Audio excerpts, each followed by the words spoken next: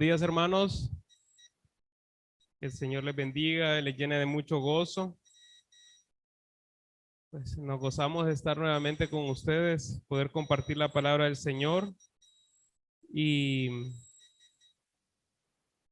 bueno, estamos el día que el Señor nos ha regalado para poder reunirnos, para poder compartir juntos, para poder disfrutar lo que es la comunión de los santos, ¿verdad?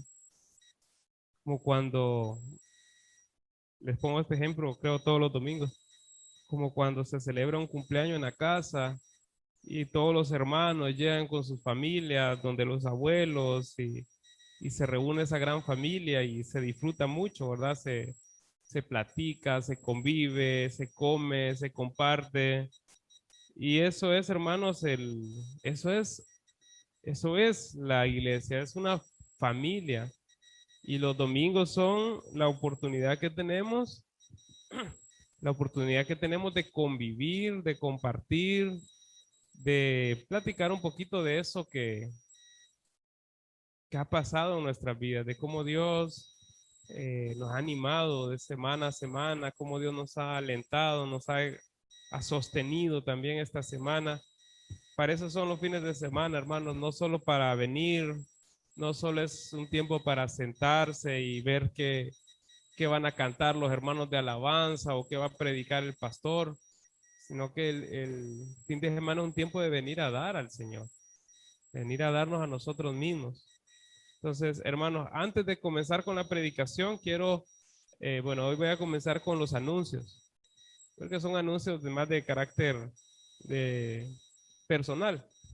Uno es que los domingos voy a estar dando un estudio de 1 a 1 a las 9 de la mañana por cuestiones de horario, de tiempo y las dificultades que tenemos entre semana para vernos y coordinar el tiempo para hacer el estudio. Los domingos a las 9 de la mañana vamos a comenzar ya la otra semana con Dennis y Lilian, ellos ya tienen el material. Vamos a comenzar y si alguien quiere incorporarse al estudio 1 a 1 que vamos a estar haciendo los domingos a las 9 de la mañana, pues solo hable conmigo al final y así creamos un grupito donde podamos estar aprendiendo juntos y que el Señor nos ayude a crecer y prepararnos para servir al Señor en su momento. Ese es un anuncio. Y el otro anuncio es que en el mes de septiembre, en la iglesia del pastor MacArthur en Los Ángeles, en Estados Unidos, se hace una conferencia donde se reúnen, digamos así, muchos de las personas que están haciendo un trabajo duro para el Señor, para compartir el Evangelio a cualquier lugar del mundo. Entonces, en esa conferencia se comparten las experiencias, se comparten eh, cómo va el avance misionero mundial, se comparten muchas cosas, ¿verdad? Pero especialmente se comparten estudios profundos de la palabra del Señor para preparar a estos siervos que están haciendo la obra misionera alrededor del mundo.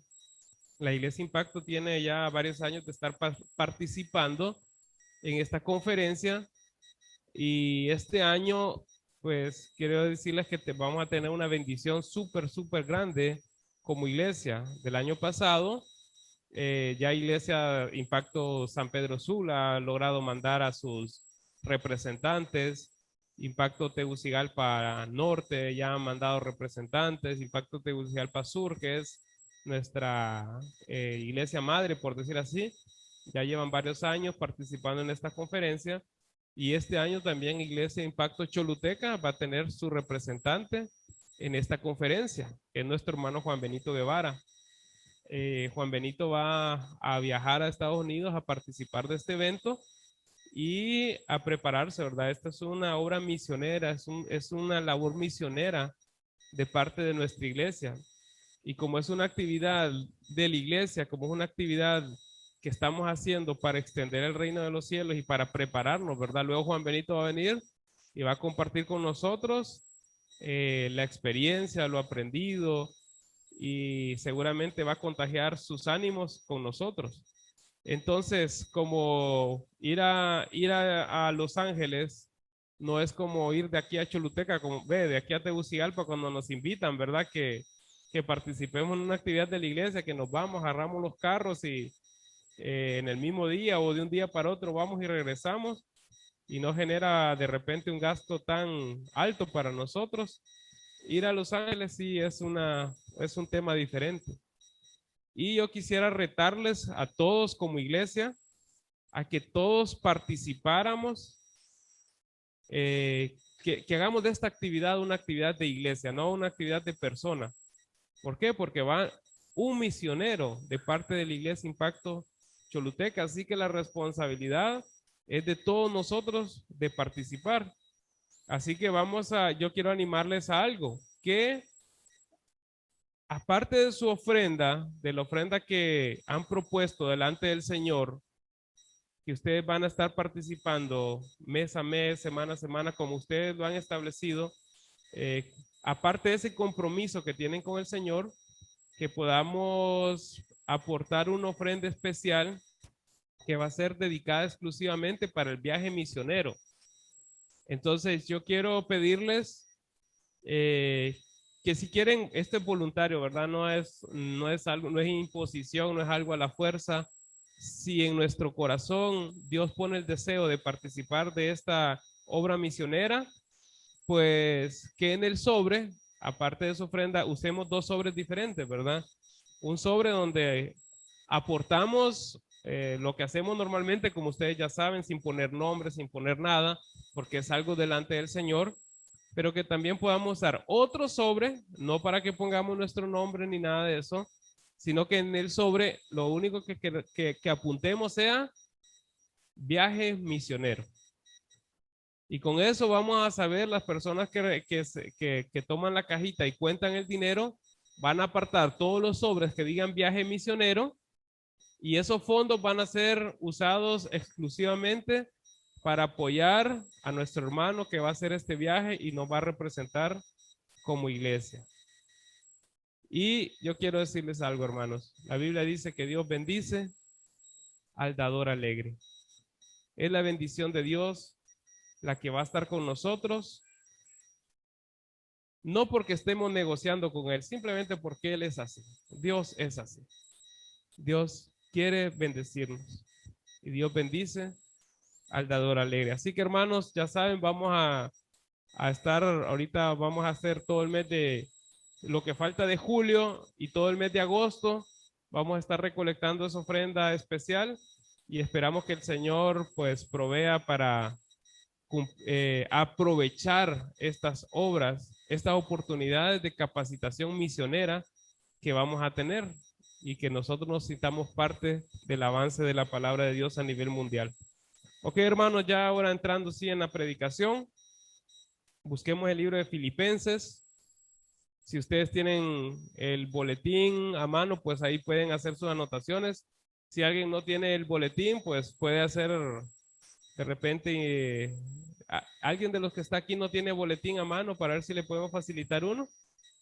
Allá hay 3 personas que necesitan boletín, creo que aquí hay un caballero también. Necesitamos unos 4 boletines para, para nuestros hermanos. Si son pareja, de repente pueden compartir un boletín para una pareja y así aprovechamos un poquito más, ¿verdad? Ok, hermanos, vamos al libro de Filipenses.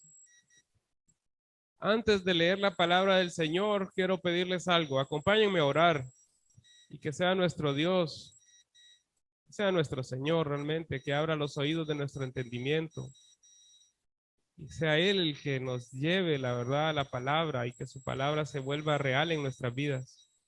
Así que oremos, hermanos. Padre, damos gracias por tu gran amor, tu misericordia, por tu bondad para con nosotros, Señor. Tú has sido bueno, Padre. Señor, no podemos ni siquiera cuantificar el tamaño de tu bondad y tu gracia para con nosotros, Señor. Porque la sangre de tu Hijo no tiene precio, Señor, y no se puede medir, Señor. Su caudal es más grande que los océanos, Señor. Es más abundante que todos los ríos, Padre Santo. No lo podríamos medir, Señor, esa obra de gracia tan magnífica por nosotros, Señor. Te pedimos, Señor, tu bendición, te pedimos que tu Espíritu Santo domine nuestro ser, Señor, para que nuestra mente esté concentrada en la palabra, Señor, que por este tiempo, Padre, todos los afanes, todas las preocupaciones, todos los proyectos que tenemos, Señor, pasen a un lugar, Señor, donde no aparezcan mientras estamos escuchando tu palabra, Señor. Ayúdanos, Señor, en el nombre de Cristo Jesús oramos. Amén. Amén.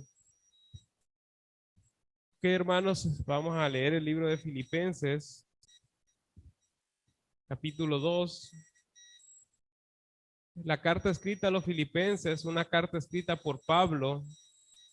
¿Saben? Es una carta que su característica principal es gozo.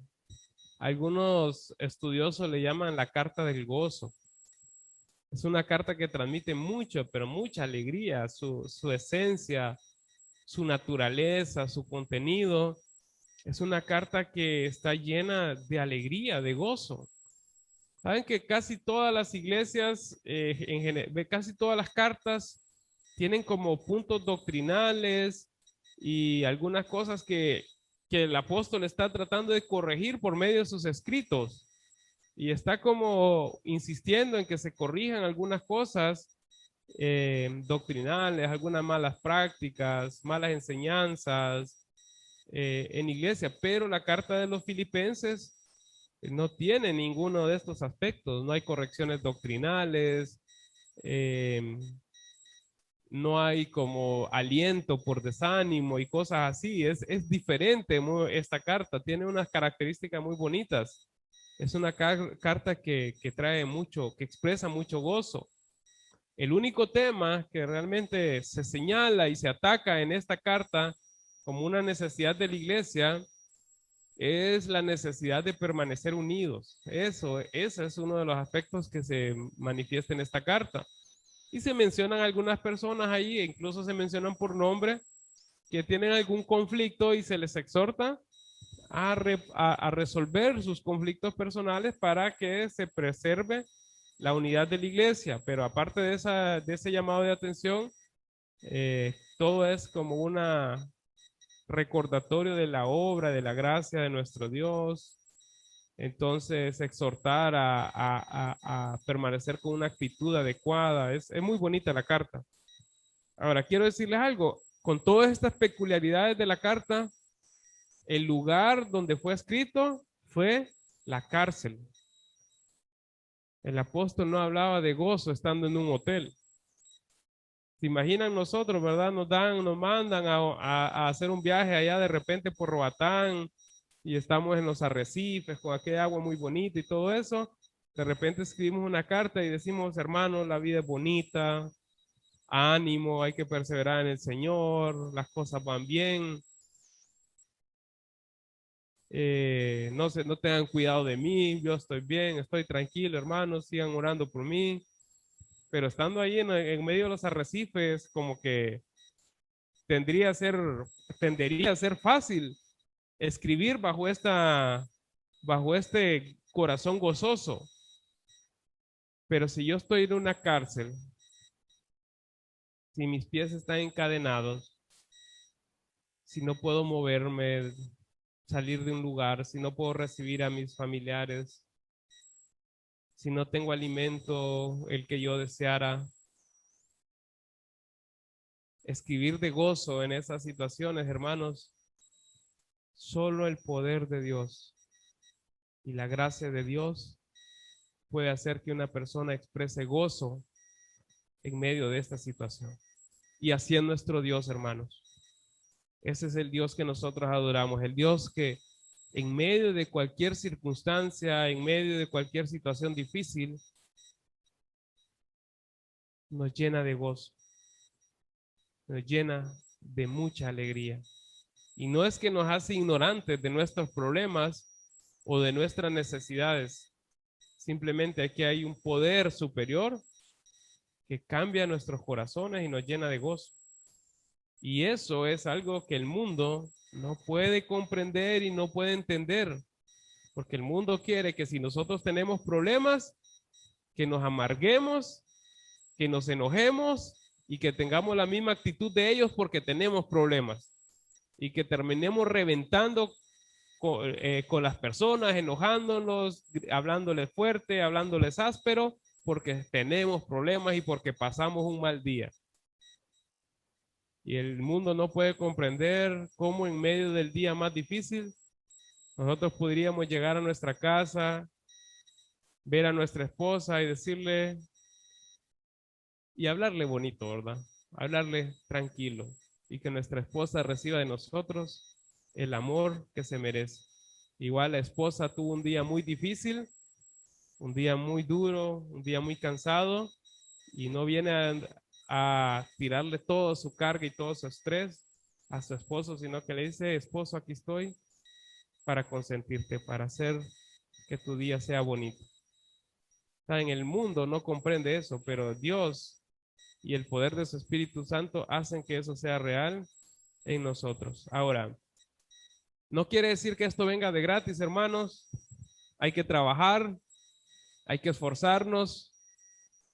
Y aquí vamos a ver una de las cosas que el Señor quiere que nosotros comprendamos de cómo nosotros vamos a poder vivir de esta forma. Entonces, vamos a leer este libro, Filipenses capítulo 2, vamos a leer del versículo 3 en adelante. Y si ustedes se fijan, el tema de la enseñanza dice, arrodillados ante Cristo. Hermanos, el tema central no solo de este libro, sino el tema central de toda la Biblia, desde Génesis 1 hasta el último capítulo de Apocalipsis, es la revelación del Hijo de Dios, su exaltación y toda la creación arrodillados delante de Cristo. Ese es el resumen final de toda la revelación bíblica. Cristo siendo eternamente exaltado, Cristo siendo eternamente adorado, Cristo siendo reverenciado con todo el corazón de todos los seres. Ahora vamos a ver esto, hermanos, pero ¿dónde vamos a comenzar? Vamos a comenzar el versículo 3. Dice, versículo 3 al 5, Filipenses 2, dice, completad mi gozo sintiendo lo mismo. Estoy leyendo desde el versículo 2, hermano. Teniendo el mismo amor, unánimes, sintiendo una misma cosa. Si se fijan, el tema de esta carta es unidad. Ese es el punto que se tiene que trabajar. Entonces, ¿cómo lo hacemos? Dice, nada hagáis por contienda o por vanagloria. Antes bien, con humildad, estimando cada uno a los demás como superior a él mismo. No mirando cada uno por lo suyo propio, sino cada cual también por lo de los otros. Vamos a leer hasta el versículo 4 por el momento. Hermanos, si ustedes en algún momento han buscado la definición de humildad, tienen la definición bíblica de humildad en estos versículos. Muchas veces cuando se habla de alguien humilde, se refieren en dos sentidos en general. Se refieren a personas que tienen una condición socioeconómica no muy favorecida y normalmente dicen, no, es que él es de condición, él es una persona humilde. Esa es una forma en la que hablamos de humildad. Y la otra forma en la que hablamos de humildad es aquellas personas que siempre bajan la cabeza por todo y no tienen como una actitud como de valor propio que les permita poder ser respetados. Entonces, se le llama persona humilde, ¿verdad? Pero la verdad que la humildad no tiene nada que ver con eso, hermanos. Hay personas de muy escasos recursos económicos que son orgullosísimos, son súper orgullosos.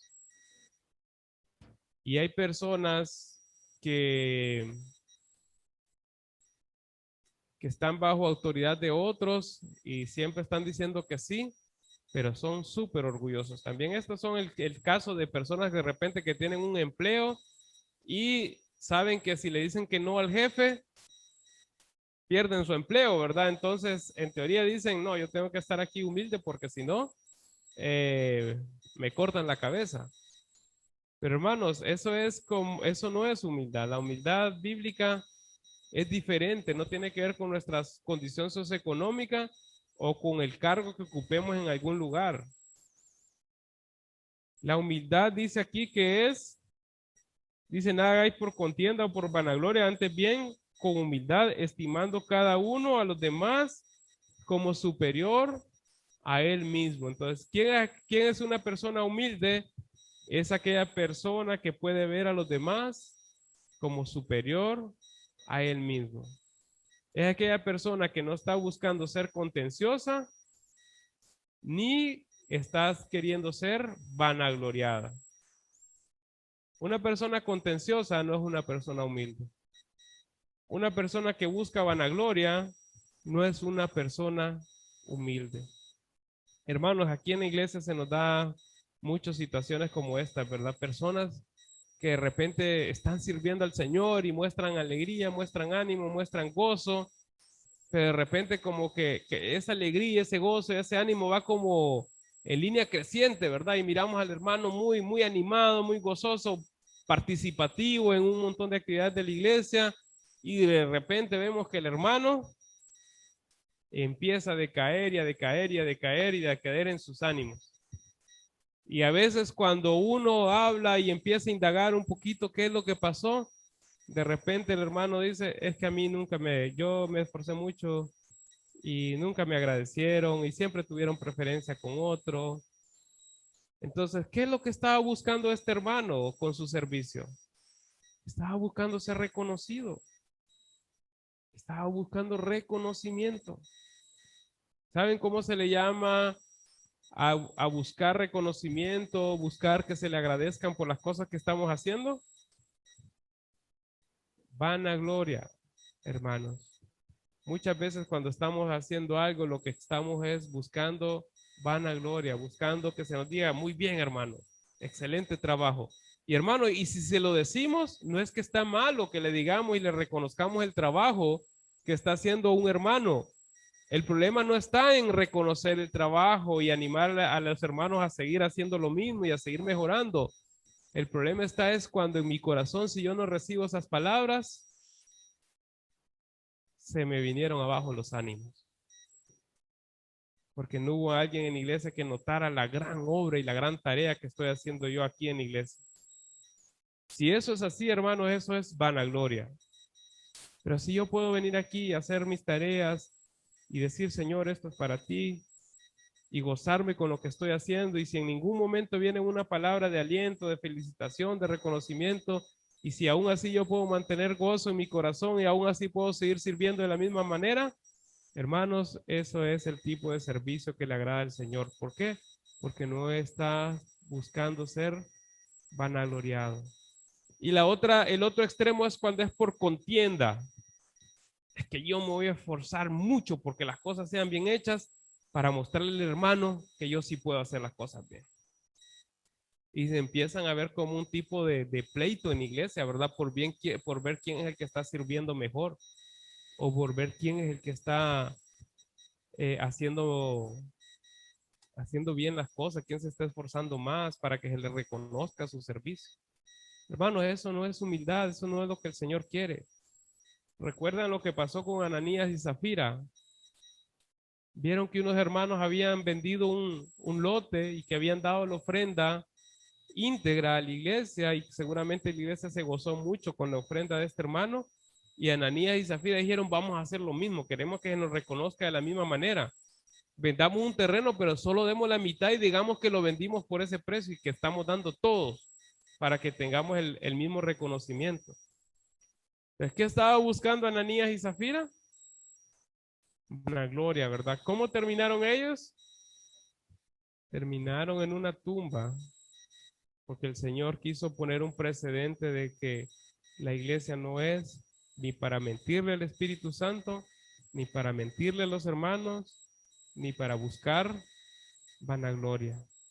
¿En qué consiste la humildad? La humildad, hermanos, consiste en poder ver a las personas como superiores a nosotros mismos. Cuando veramos a una persona superior a nosotros mismos, es como que digamos, esta persona es digna de recibir mi servicio. Es como cuando una persona tiene un jefe.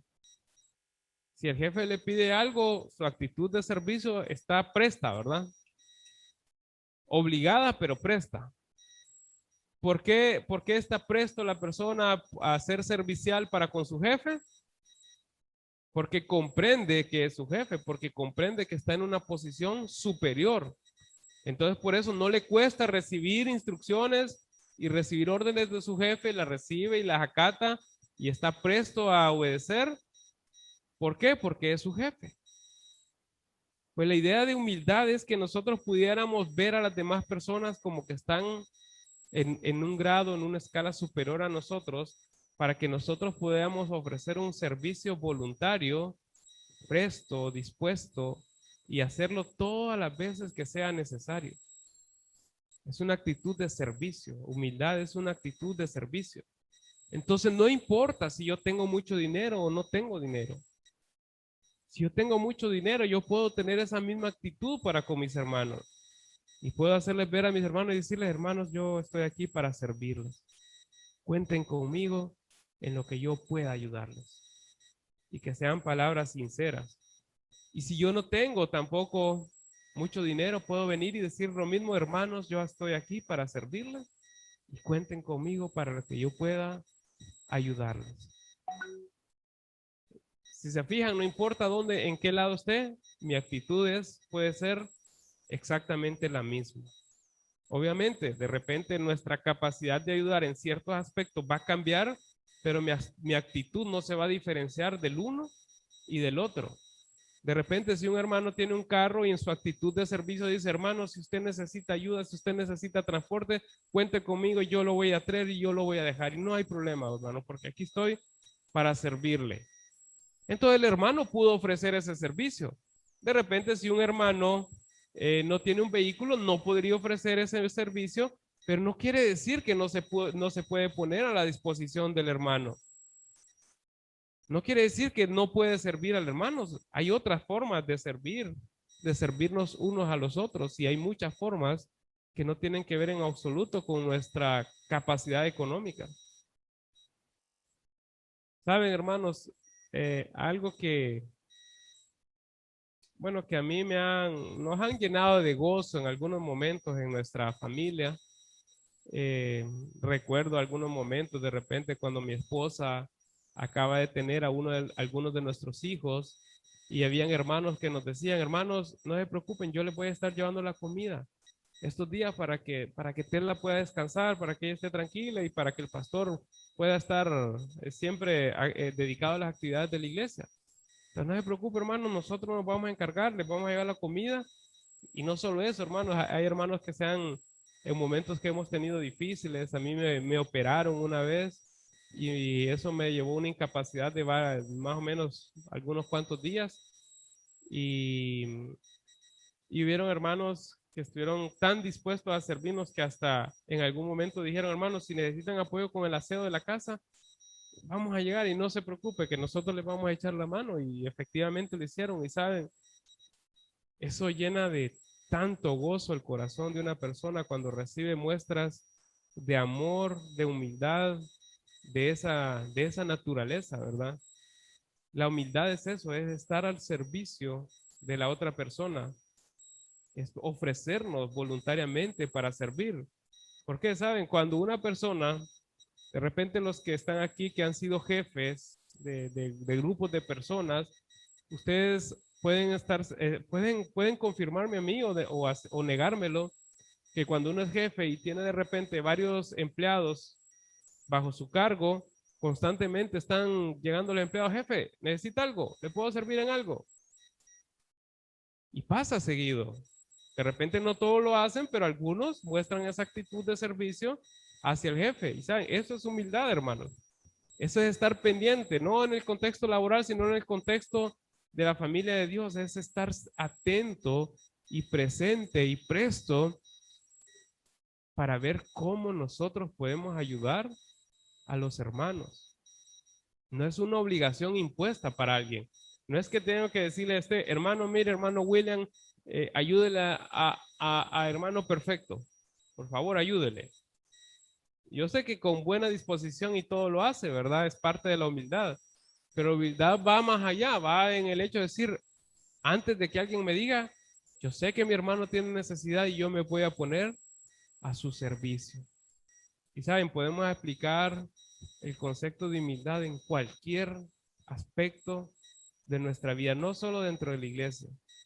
Si usted está trabajando, de repente tiene compañeros que están en el mismo, digamos, nivel jerárquico y ni él le puede dar una orden, ni usted le puede dar una orden, pero usted puede decirle al compañero, compañero, si usted necesita algo, si usted necesita apoyo, cuente con mi ayuda. Yo estoy aquí para apoyarle, yo estoy aquí para servirle. Igual a sus subalternos, aunque son sus empleados, usted le puede decir, mire compañero, si yo le puedo ayudar en algo, cuente conmigo. Aquí estoy para servirle. Y la humildad la podemos aplicar en todos los aspectos de nuestra vida. Un padre para con sus hijos le puede decir, hijo, con mucho gusto te ayudo, contá conmigo. A sus hermanos le puede decir, hermano, contá conmigo, recordá que aquí estoy para servirte. Con mucho gusto te apoyo. A nuestros padres, a cualquier persona, porque lo que el Señor quiere es que nosotros seamos humildes. Cuando Cristo vino, ¿qué hizo? Servir a los demás. Y el ejemplo máximo de humildad es Él, y lo vamos a ver en este momento. Versículos 6 al 8 del mismo capítulo de Filipenses es el ejemplo de humildad, el ejemplo de servicio.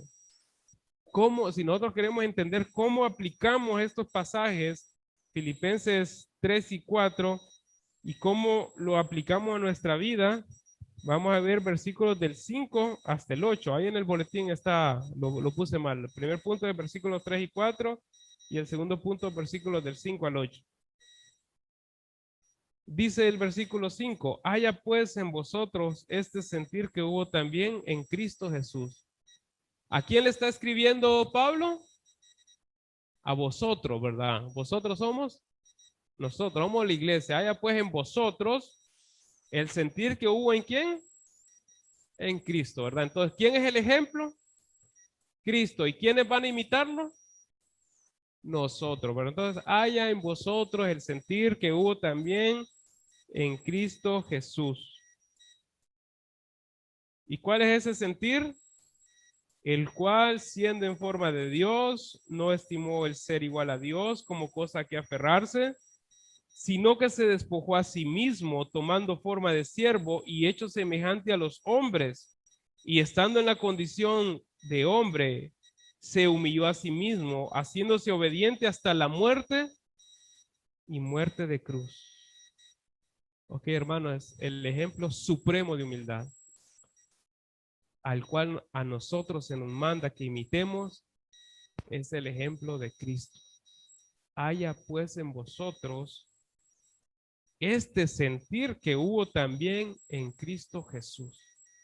Haya pues en nosotros el mismo sentir que hubo en Cristo Jesús. ¿Y cuál es ese sentir en Cristo Jesús? Porque recuerden, el contexto está hablando de que nosotros debemos ser humildes. ¿Cómo vamos a aplicar la humildad en nuestra vida? Teniendo el mismo sentir que hubo en Cristo Jesús. Entonces, ¿cómo voy a yo a aplicar la humildad a mi vida? ¿Cómo va a ser una aplicación de la palabra de Dios en mi vida, el ser una persona humilde? Cuando hay en mí el mismo sentir que hubo también en Cristo Jesús. ¿Y cuál es ese sentir? Vamos a ver que hay varias cosas ahí que identifican ese sentir. Dice el versículo 6, dice, el cual siendo en forma de Dios, no estimó el ser igual a Dios como cosa a que aferrarse. Hermanos, ¿cómo vamos a nosotros practicar la humildad? Hermano, no se aferre a su posición. No se aferre, ya sea a su posición socioeconómica, a su posición jerárquica, a su posición laboral, a su posición religiosa, a su posición política. No importa cuál sea su posición, no se valga de eso para vivir su vida. No trate a sus empleados como quiera tratarlos solo porque es el jefe o porque es el dueño de la empresa. Dice, haya pues en vosotros el sentir que hubo en Cristo Jesús, el cual no estimó el ser como siendo en forma de Dios, dice. Dice, el cual siendo en forma de Dios no estimó el ser igual a Dios. ¿Cuál es la dignidad de Cristo? ¿Cuál es su estatus? Digamos, si ponemos escalones tras escalones tras escalones y ponemos al último ser en el escalón superior, ¿dónde está Cristo? Estaría en el escalón superior, ¿verdad? No hay nadie más que Él, porque Él es igual a Dios. ¿Por qué habla de ser igual a Dios? Porque la Biblia nos habla de Dios Padre, Dios Hijo, Dios Espíritu Santo. Entonces nos está diciendo que Dios Padre y Dios Hijo, a nivel de dignidad, a nivel de valor, a nivel de honra, son iguales, ¿verdad? A nivel de esencia, son iguales. No hay diferencia en esencia entre el Padre y el Hijo. La única diferencia que hay entre ellos es la decisión que ellos tomaron como Dios de subordinación, de decir que Cristo se iba a someter al Padre voluntariamente, no porque Él era inferior al Padre, sino como una decisión de orden. Cristo obedece al Padre. ¿Por qué es inferior? No, no es inferior. Simplemente decidieron que Él iba a estar bajo autoridad del Padre. ¿Dónde vemos un ejemplo de esos a nivel terrenal? ¿Quién es superior? Vamos a ver aquí. ¿El esposo es superior a la esposa? ¿La esposa es superior al esposo? No, ¿verdad? Igualdad. Dios determinó que el esposo sea cabeza de la esposa. Sí, ¿verdad? ¿Eso quiere decir que la esposa es inferior al esposo? No. Es simplemente una cuestión de orden. El Padre es cabeza de Cristo. ¿Eso quiere decir que Cristo es inferior al Padre? No. El padre, el esposo es cabeza de la esposa. ¿Esto quiere decir que la esposa es inferior al esposo? No. Es una cuestión únicamente de orden, pero tienen el mismo valor y tienen la misma dignidad. Pero en un lugar solo puede haber una cabeza. Un ser solo puede tener una cabeza. Si naciera una persona, un animalito, cualquier cosa con dos cabezas, a eso le llaman fenómeno anormal y es indeseable cuando hay dos cabezas. Ni en la jerarquía de Dios hay dos cabezas, ni en la jerarquía de la familia hay dos cabezas tampoco. Pero son iguales. Cristo es igual a Dios. Miren, hay un versículo muy famoso. Creo que lo conocemos todos, lo más seguro. Juan 3:16 que dice, porque de tal manera amó Dios al mundo que dio a quién? A su Hijo unigénito, para que todo aquel que en él cree no se pierda, mas tenga vida eterna. Y hay un aspecto muy interesante en ese versículo. Su Hijo unigénito. En el español, ¿qué quiere decir unigénito? Único, ¿verdad? Único hijo. Cuando dos personas, una pareja, solo tienen un hijo, dicen que es su hijo unigénito, pero están haciendo referencia a la cantidad de hijos que tiene. Entonces, en Juan 3:16 podríamos equivocarnos en pensar que lo que está diciendo de Jesús es una referencia a la cantidad de hijos que tiene Dios Padre. No es eso, hermanos. Todos somos hijos de Dios. Desde que recibimos a Cristo, ¿en qué nos convertimos según Juan 1:12? En hijos de Dios. Entonces el Padre tiene muchos hijos. Muchos hijos. No tiene un único hijo. En el texto griego, cuando dice la palabra que utiliza el griego en los manuscritos que tiene la escritura, digamos, el idioma original en el que se escribió, la palabra que traducen como unigénito es monogenes. Y al español ya sabemos que esa palabra mono es uno o único. Y genes es especie. Entonces Juan 3:16 lo que está diciendo que Dios Padre dio a su monogenes, al único que tiene su genes, al único que es de su especie. No hay otro de la especie de Dios. El único que tiene la especie de Dios, que tiene la esencia de Dios es Cristo. Es en esencia exactamente igual al Padre. Dios dio a aquel que es en esencia igual a Él, que para nosotros nos permite conocerlo como el Hijo de Dios. Para que nosotros podamos comprender quién es el que estuvo en la tierra y que nuestra mente comprenda, se le llama el Hijo de Dios, a nuestro Señor Jesucristo. Pero es monogenes, es exactamente la misma esencia que el Padre. En Juan, en el Evangelio según San Juan, cuando Jesús hablaba con los escribas y les decía, el Padre y yo, ¿qué son? ¿Cómo eran? El Padre y yo, uno somos. O sea, él está diciendo, no hay división entre nosotros, somos uno. ¿Por qué? Porque la esencia no se puede dividir. La esencia, si parto una esencia y la parto, es la misma esencia. Sigue siendo una sola esencia, no cambia la esencia si parto una esencia. El Padre y Cristo son una sola esencia, con el Espíritu Santo también. Por eso es que decimos que tenemos un solo Dios y creemos en un solo Dios. Y ahí en nuestra mente empieza a batallar un poco, pero es la revelación de Dios, es que hay un solo Dios y que Dios Hijo y Dios Padre son la misma esencia. Y aquí en Filipenses capítulo 2, lo que está diciendo es, Cristo no estimó tener esa esencia de Dios como cosa a que aferrarse. O sea, él no vino a la tierra diciendo, miren, aquí vengo para que me sirvan porque yo soy la misma esencia de Dios. Y por tanto, ustedes son los que me sirven a mí y yo aquí simplemente vengo a recibir su servicio.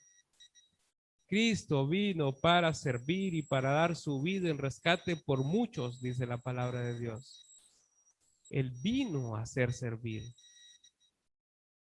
Él vino no para ser servir, él vino para servir. O sea, su ministerio terrenal fue un ministerio de servicio. ¿Cómo pudo hacerlo? Por la humildad que hay en él. Porque él no estimó el ser igual a Dios como cosa a que aferrarse. Él no dijo, es que yo soy Dios y aquí a mí es el que me tienen que servir. Es como que dijera el dueño de una empresa, es que yo soy el dueño y aquí todos me tienen que servir por la fuerza, porque yo soy el dueño. Eso sería aferrarse a la posición. Entonces, ¿cómo, hermanos, va a practicar usted la humildad? No se aferre a su posición, hermanos.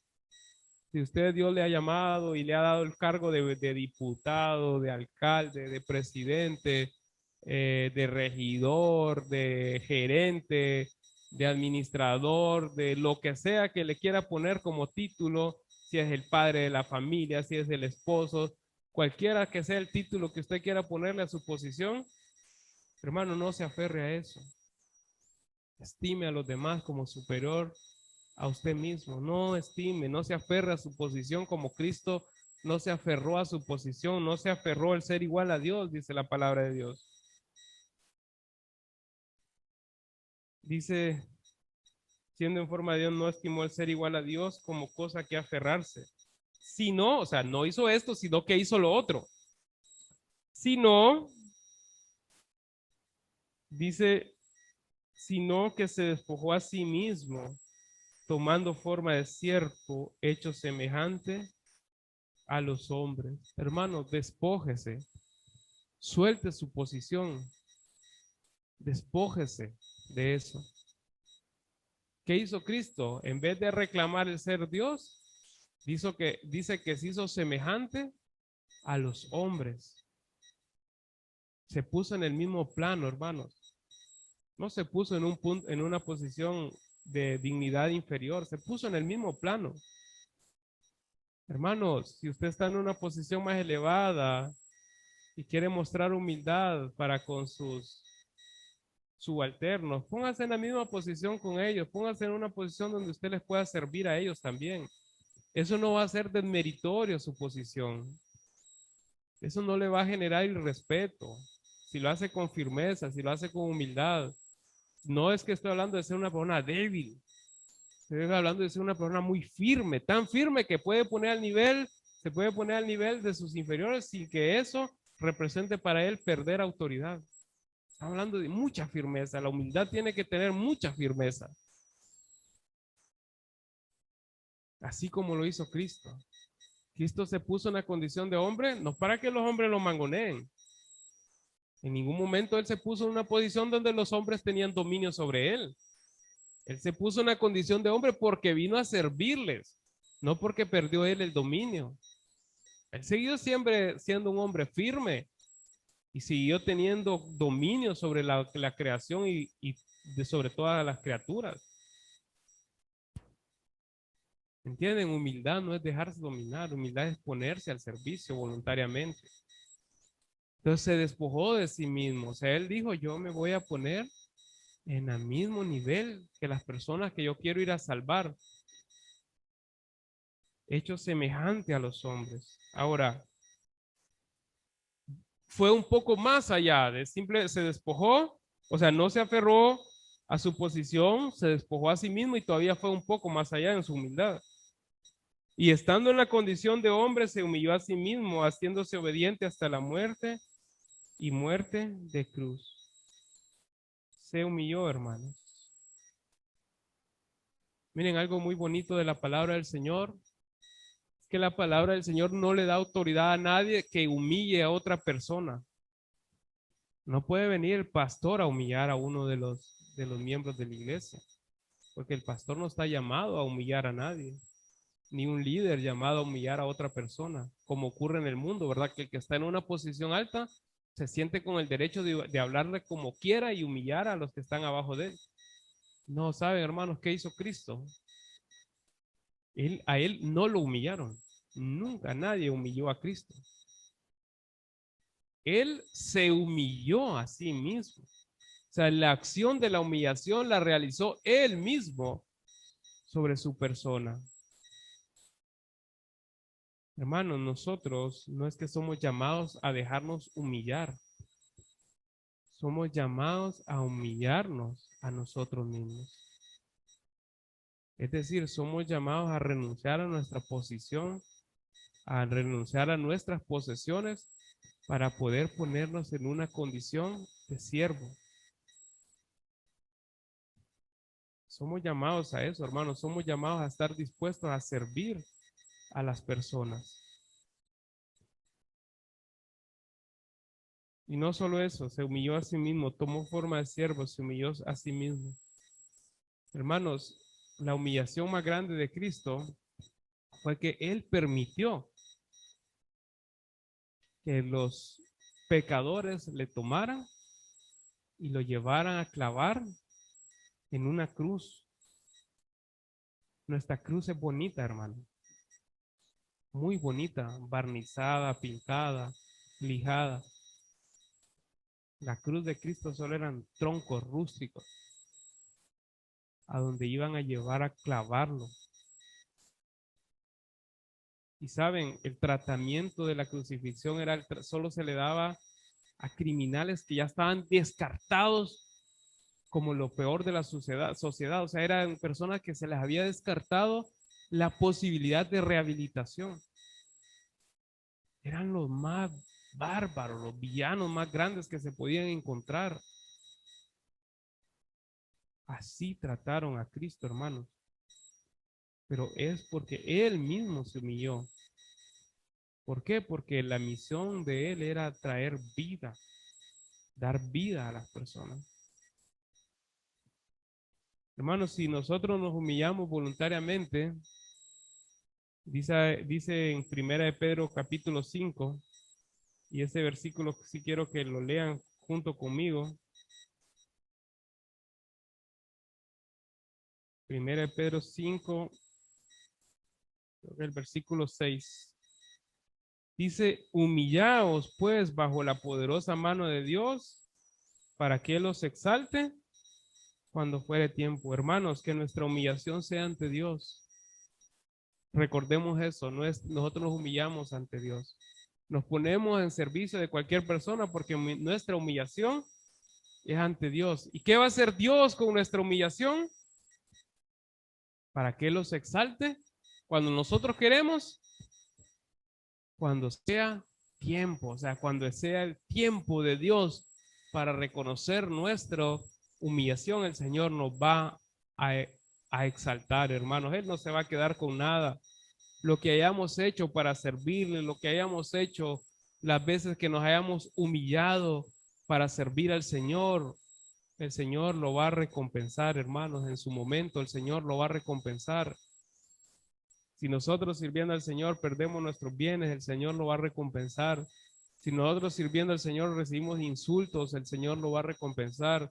Si nosotros sirviendo al Señor somos rechazados y nos humillan y nos echan o nos golpean, el Señor lo va a recompensar, hermanos, cuando fuere tiempo. Ahora miren lo que pasó con Cristo para que miremos que realmente Dios no se queda con nada. Versículos 9 al 11. Por lo cual Dios también le exaltó hasta lo sumo de la humillación, de la muerte en la cruz. Dios le exaltó nuevamente a su posición, hermanos, hasta lo sumo, a lo máximo que es el lugar de Dios. Le exaltó hasta lo sumo y le dio un nombre que es sobre todo nombre. Después de la humillación de Cristo vino su exaltación. Y cuando habla de un nombre, sobre todo nombre, es el nombre magnífico, un nombre glorioso, un nombre que no les dado a las personas llegar a tener ni poseer nunca.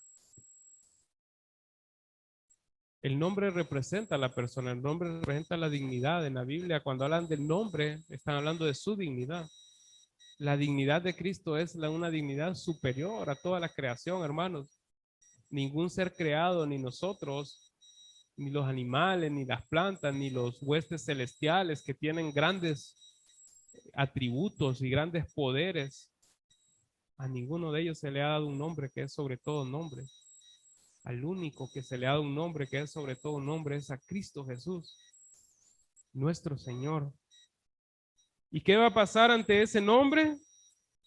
No solo es el nombre, la exaltación de Cristo no termina en recibir ese nombre, sino que dice para que en el nombre de Jesús se doble toda rodilla de los que están en los cielos y en la tierra y debajo de la tierra, y toda lengua confiese que Jesucristo es el Señor, para gloria de Dios Padre. Hermanos, la exaltación de Cristo va a traer las rodillas dobladas de toda persona, hermanos, de los que están en los cielos, de los que están en la tierra y de los que están debajo de la tierra, o sea, en los infiernos. No importa dónde esté, hermano, su rodilla se va a doblar ante nuestro Señor Jesucristo. Hermano,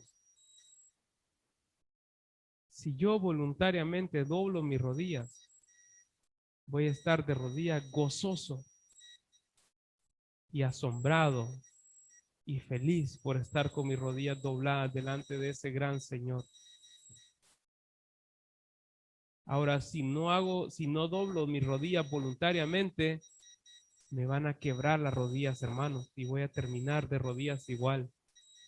No hay opción ante el Cristo, ante nuestro Señor, vamos a terminar de rodillas. Y vamos a terminar de rodillas voluntariamente o a la fuerza. Si lo hago voluntario, hay gozo, hay coronas, hay premio, hay galardón de parte del Señor. Si no quiero doblar mis rodillas, no va a haber poder ni fuerza que eviten que mis rodillas se doblen delante del Señor. Y si me quiebran las rodillas, hermanos, mis rodillas van a estar quebradas eternamente. Y voy a estar bajo juicio eterno, abajo. Voy a ser de los que están abajo con mis rodillas dobladas. Así que yo quisiera animarles hoy, hermanos, a que se asegure que ya está con sus rodillas dobladas delante del Señor en este momento, pero que se asegure que sus rodillas están dobladas voluntariamente y que hay gozo en usted por mantenerse en esa posición, arrodillado delante de nuestro único y soberano Señor. Y si usted, hermanos, no ha doblado sus rodillas ante nuestro soberano Señor, hermano, no deje pasar el tiempo, hermano. Arrepiéntase, que no pase este día, que no pase en este momento en el que se esté presentando delante del Señor y que en su corazón usted se esté postrando en este momento y le diga al Señor, perdóname, Señor. Gracias por morir en una cruz por mis pecados. Quiero permanecer arrodillado delante de ti. Quiero estar delante de ti como un siervo.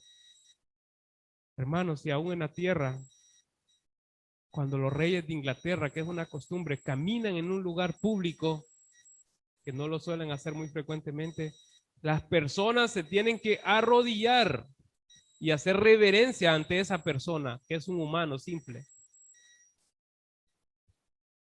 ¿Cuánto más cuando el Señor venga? Hermanos, hagámoslo voluntariamente.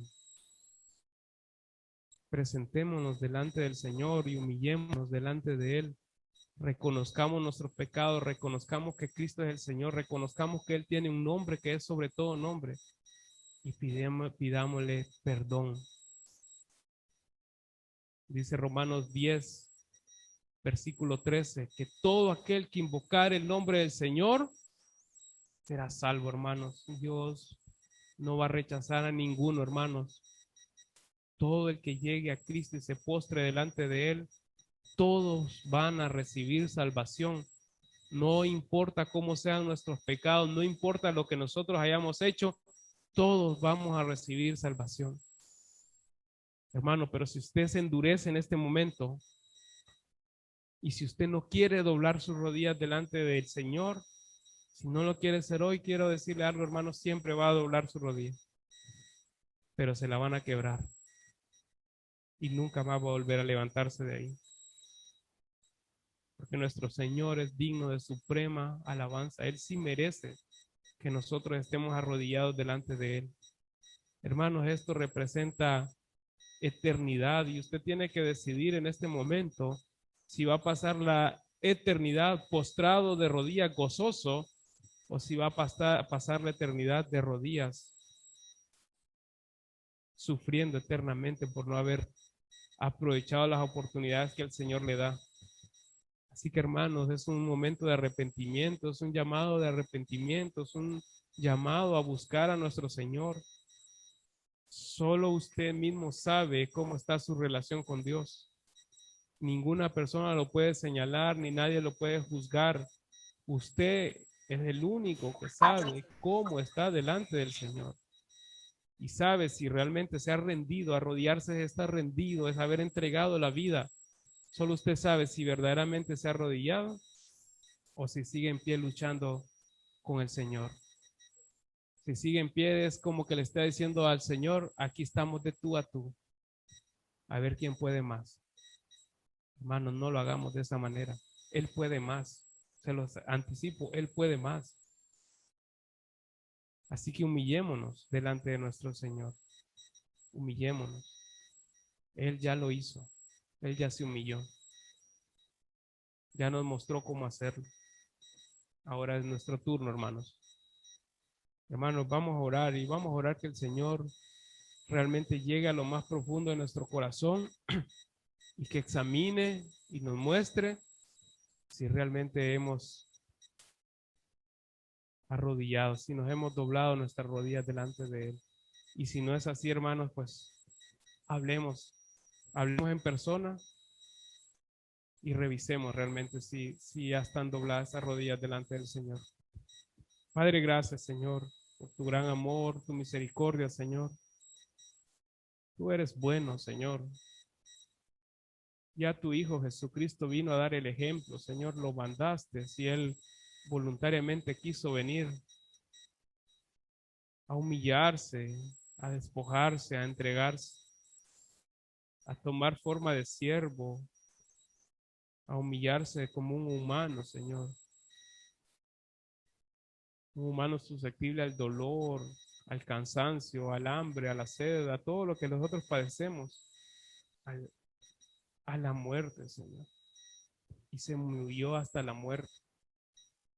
Danos, Señor, un corazón humilde, Señor, para que podamos estar de rodillas delante de nuestro Señor Jesucristo. Y si no nos hemos arrodillado, si hay alguien aquí, Señor, que no haya doblado sus rodillas delante de nuestro Señor, obra en su corazón, Señor. Llévalo al arrepentimiento. Sálvale, Padre Santo. Ten misericordia, Señor. Gracias, Señor, por tu vida, Señor. Por la vida de tu Hijo, por su sangre, por su sacrificio, Señor. En el nombre de Cristo Jesús oramos, Padre. Amén.